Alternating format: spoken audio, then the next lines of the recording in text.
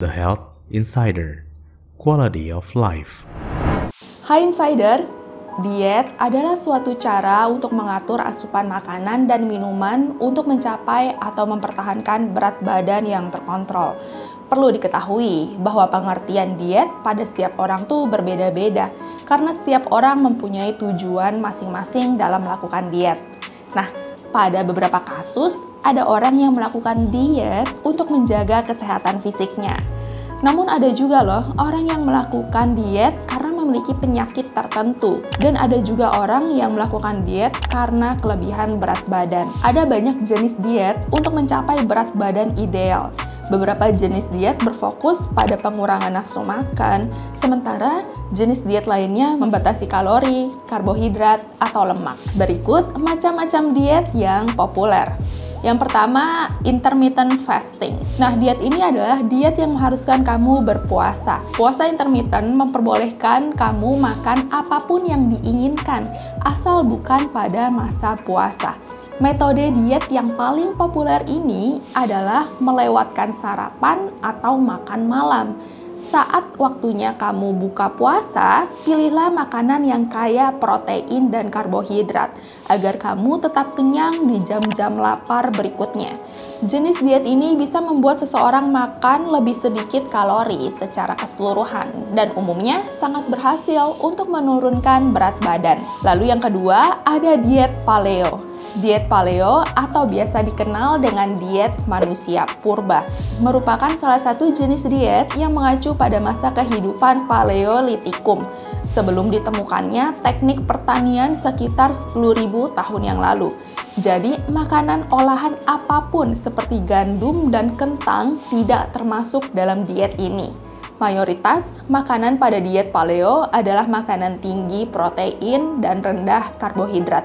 Cara kerja diet paleo ini adalah kamu diharuskan menekankan makanan daging merah, makanan laut, protein tanpa lemak, sayuran.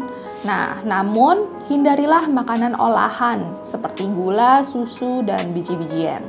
Lalu kemudian ada diet vegan. Pola makanan vegan juga merupakan jenis pola makanan yang paling populer karena hanya berfokus pada asupan makanan vegan dan menghindari asupan protein hewani. Pegiat vegan percaya bahwa mengonsumsi makanan nabati dapat menurunkan lemak jenuh dan kolesterol, sekaligus mengontrol kadar gula darah agar tetap stabil. Lalu ada diet karnivora. Seperti pada namanya, kamu hanya mengonsumsi daging, ikan, dan makanan hewani lainnya, seperti daging sapi, ayam, ikan, telur, dan sejumlah produk susu rendah laktosa. Diet karnivora bertujuan untuk menghilangkan asupan karbohidrat sama sekali, menghindari beberapa makanan alami seperti sayur mayur, buah-buahan, biji-bijian, dan kacang-kacangan. Kemudian ada diet Mediterania. Tujuan dari diet ini adalah untuk mengurangi resiko penyakit kronis seperti diabetes, penyakit kardiovaskular, dan kanker. Diet Mediterania mengacu pada kebiasaan makanan masyarakat di Eropa Selatan seperti Yunani, Kreta, dan Italia Selatan. Pola makan Mediterania menekankan konsumsi buah, sayur, kacang-kacangan, biji-bijian, dan minyak zaitun, serta produk susu seperti keju dan yogurt, serta ikan dan unggas dalam jumlah sedang. Lalu ada diet Mayo. Jenis diet ini berfokus pada pembatasan dan pengurangan asupan garam, entah itu makanan olahan asin atau makanan asin lainnya yang mengandung garam. Saat mengikuti diet garam atau puasa garam, kamu akan kehilangan banyak garam dan air dari tubuh, sehingga berat badan kamu cenderung menurun secara signifikan. Pasalnya, garam mempunyai sifat mengikat air, sehingga jika tidak dikonsumsi, tubuh akan mengeluarkan banyak air. Lalu kemudian ada diet OCD, Obsessive Corbuzier Diet.